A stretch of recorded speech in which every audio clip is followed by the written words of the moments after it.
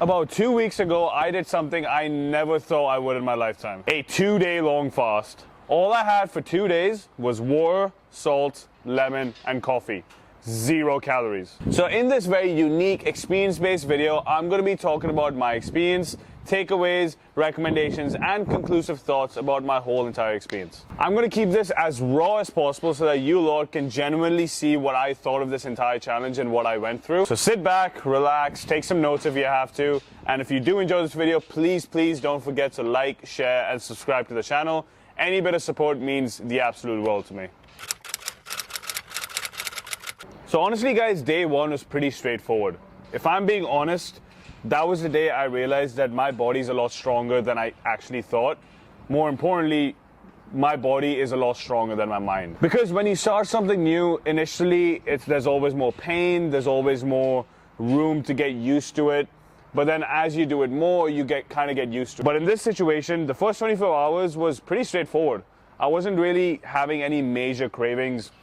Maybe towards the end of the night, towards dinner time, obviously I work at a restaurant, I was starting to feel a little hungry because of the smell of the food, but then because of the amount of tables I have to serve or because of the amount of work I have to do, I didn't really think about food that much. I was having a lot of water, I was having plenty of salt, plenty of lemon, and I had about 3 cups of coffee that first day. So in a nutshell, the first day in terms of cravings for food was a relative cakewalk. It wasn't anything like I hadn't experienced in the past in terms of a mental challenge. My mood was fine, my energy levels were great. If anything, I actually found that I had a little bit more focus throughout the day because I didn't have any of that food sitting in my stomach. And if anything, it kind of gave my brain a little break from thinking about food all the time because that's all I had been thinking about for the past 2 years. So day one, pretty straightforward, honestly. Now, day 2 was when things got a little harder because from the moment I woke up to the time I broke my fast, all I could think about was food. The 30-odd hours without food was starting to catch up to me, and now my body was really starting to go into starvation mode, something that it was just not used to ever in its life. On day 2, I actually introduced sparkling water because I know sparkling water, because of the fizz and the gas that it has inside it, can actually promote more fullness or satiety in your stomach. So I started to have a lot more sparkling water. I also upped the lemon and salt intake for the day, which will also somewhat keep the blood flowing and keep me a little bit fuller for longer. And I also upped the coffee to 4 cups that day, which I never really do, but I was starting to feel really hungry. So yes, the second day of the fast was much more challenging, but I set a goal for myself. This is something I really wanted to do. And the biggest reason why I did this was for me to actually crave food again, which was exactly the feeling I started to feel that day. So I knew it was working. I just needed to push through to the 48 hours because, like I said, that is what I wanted to do. That is what I set out to do. And knowing myself, I am incredibly stubborn. And when I set my sight on something, I have to get it done. In terms of overall energy and mood, the first half of the day was relatively okay. I wasn't really feeling super sluggish. I was just slightly mentally distracted by the thought of food. I wasn't really too moody either because I knew I just needed to get through it for a couple more hours of the day and then I'll be fine. But it wasn't until 6, 7, 8 o'clock later in the day around dinner time when I started to feel the effects of no food. I started to realize, in addition to the hunger I was feeling, I was actually starting to get a little bit more groggy, a little bit more lethargic, and a little bit more irritable, especially given the industry that I'm in, whether it's serving at a restaurant or dealing with my clients. And when people ask me a lot of questions, I realized that I was getting a little bit more irked than usual, even if it was just a standard question, because my body was just craving food so much and I was in this starvation mode that I'd never really understood what it felt like. But now, after that second day or that second night, I kind of understand what bodybuilders go through as they're getting prepared for their competition, or for example, if somebody hasn't eaten for days for a religious reason or something and they start to lash out a little bit. I started to understand how that felt. So the biggest takeaway I had from this experience was understanding that your body's a lot stronger than you think. More importantly, your body's a lot stronger than your mind. I can't tell you the number of times, especially during that second day, I felt like quitting. I felt like I needed food, I was craving food, and without food, I could not survive. But in the moment, your mind is gonna hate you. Your mind is always going to play tricks with you. Your mind always wants to be comfortable. That's how our minds operate. Whenever we go into something uncomfortable, our body and our mind's first response is don't do it, don't do it. But if you want to excel, if you want to get better at something, or if you want to experience new things, then you have to eventually get out of your comfort zone and you have to challenge your mind and your body. This is a prime example of that. And trust me when I say this, yes, 2 days is hard. 3 days is even harder, which is what I eventually want to go for. But your body is more than capable of going 2 days without food. The second biggest takeaway I noticed is you are less hungry when you're busy. A lot of people who are overweight or who have eating disorders or who struggle to eat the right amount of food, a lot of it is because they just don't have enough going on in their life. They're not really that busy, or they don't have their mind occupied by a million other different things. So all their mind and their body can think of is food. And our minds, like I said, love to fixate and think about things that are comfortable. A lot of people think that food is their comfort, so their mind will fixate on it.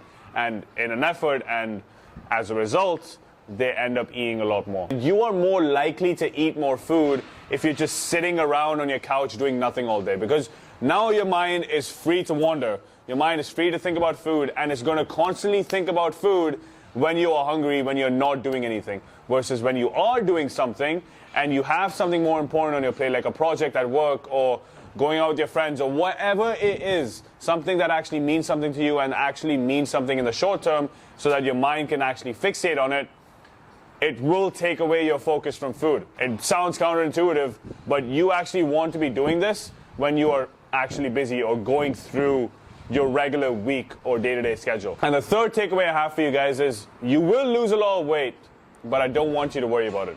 The reason why I say that is because over the course of 2 days, I actually lost 5.5 pounds. And even if it is muscle, it's going to be a very small percentage of the 5.5 pounds I lost.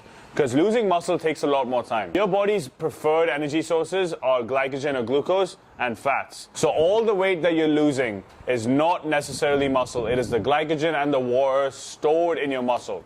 Because guess what? When you don't give your body enough nutrients or enough food to provide itself energy, it's going to take energy from your body's stores, aka glycogen from your muscles and water from your muscles. That is essentially the weight you're losing over the course of 48 hours. Now, once you weigh yourself after 2 days, it's going to seem like you lost a shitload of weight and muscle. But trust me, the only reason why it looks like that's the case is because you're a lot flatter. You don't have enough glucose and you don't have enough water in your muscles, which essentially gives you a more inflated, more muscular sort of look. Your body's just supremely depleted. And I can guarantee you, after 2 days of normal eating and going to the gym, you will look just the same. And the fourth takeaway I have for you guys is that fasting and moderate to intense starvation can actually boost productivity and focus. Because let's be honest, we all feel a little groggy and a little sleepy after a carb or protein heavy meal. You don't need to worry about that when you fast.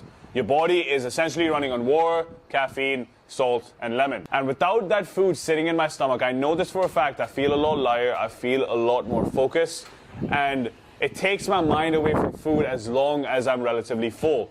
That's where the caffeine and the water and the lemon comes in.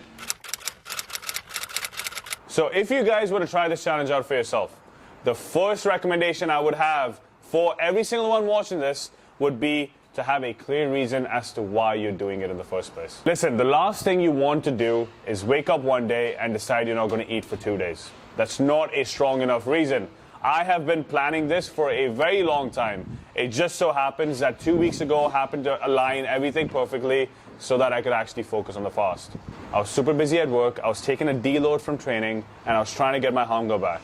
All these three factors combined allowed me to have a successful fast and allowed me to actually go forward with this. And the biggest reason why I did it, like I mentioned earlier, was to actually ignite my hunger back. I have been forcing food down my stomach for the past 2 years, eating 3,000-4,000 calories a day, desperately trying to gain weight. And it got to the point where I just don't remember the last time I was even feeling hungry or even craving food. And that was my signal to probably dial it back a little bit, take a step back, let my system reset, let my gut bacteria repurpose. For you, you have to find your reason. Don't just wing it and just wake up one day and think that you're going to fucking magically do it. The second recommendation I actually have for you guys is do it when you're actually busy or during the week. Like I mentioned earlier, it's not going to be very successful if you do it over the weekend or you have nothing planned. The more you sit on the couch And the more you have nothing going on for yourself, whether it's physical or mental or work-related, family-related, whatever, you will crave food. And it's just going to make the whole experience a whole lot harder.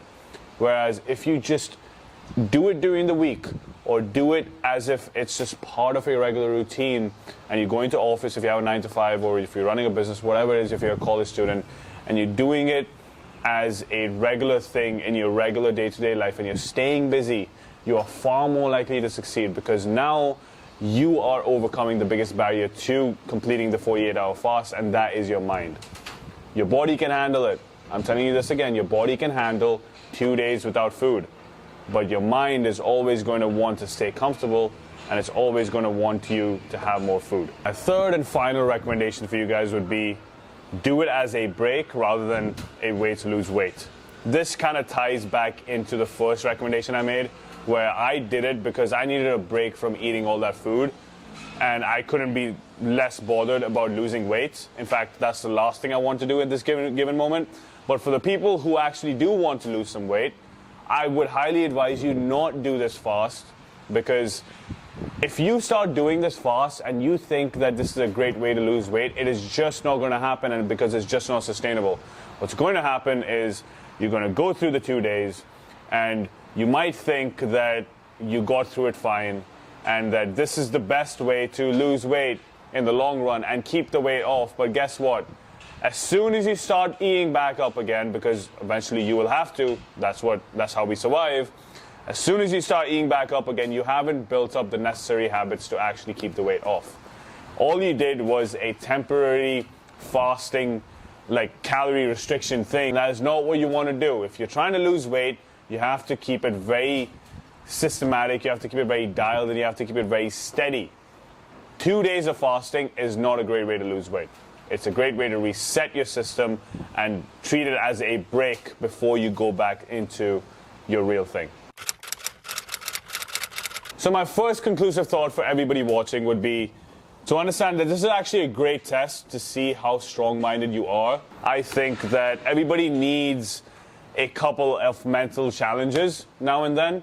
And as aversive as I am towards, diets or fad diets or these fitness challenges that last 4, 6, 8 weeks, I think a very mini challenge like this that lasts 2 to 3 days, just to reset yourself, just to see what you're capable of, and just to see how strong your body and mind are, I think it could be a very, very useful tool for a lot of people to reignite that hunger, to understand that there is more at play than your current needs or desires or short-term pleasures, and most importantly, through the mental challenges, put your long-term goals ahead of your short-term pleasures. The second conclusive thought I have for you guys, and honestly I did not know this until I did some more research after I did the challenge, but this 48-hour fast or 48+ hour fasting is actually very, very beneficial in killing cancer cells or repurposing your gut bacteria. Now, I knew the stomach and gut part, but in terms of killing cancer cells, that's just a bonus. I did not even think of that when I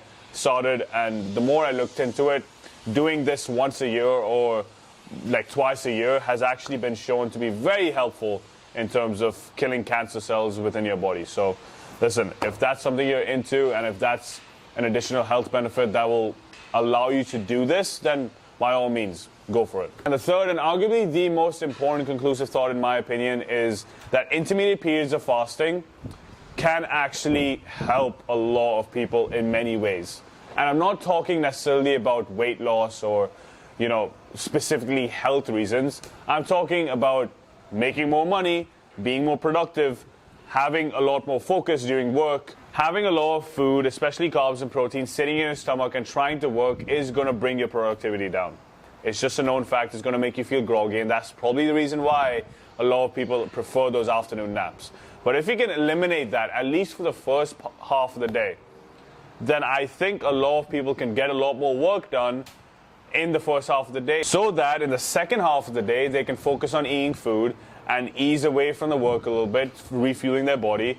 And given that they're eating a lot more food at night or like in the evening time or the second half of the day, that will actually promote a better night's sleep, because now they're going to start feeling groggy when they want to start feeling groggy. And I'm not saying that intermittent fasting is the end-all be-all and it's the magic pill, but I generally think that it can add some sort of benefit to a lot of people who either struggle with productivity at work or struggle with eating problems or just eat way too much food. Shortening that eating window will probably allow a lot of people to get more work done in the first half of the day and restrict their calories in that eating window, which probably lessens the likelihood of eating disorders to even come about. So guys, I really do hope you enjoyed this video, and I just wanted to put a disclaimer out there that I'm not a medical professional, I'm not a doctor. This is just my experience, my personal recommendations, and if you were to try this, I would actually highly recommend it. And also, if you were to try this, I would highly recommend you follow my recommendations to allow yourself to be as successful in this challenge. But anyways, if you took something away from this video, please don't forget to like, share, and subscribe to the channel. Any bit of support means the world to me, and I'll see you guys in the next. Peace.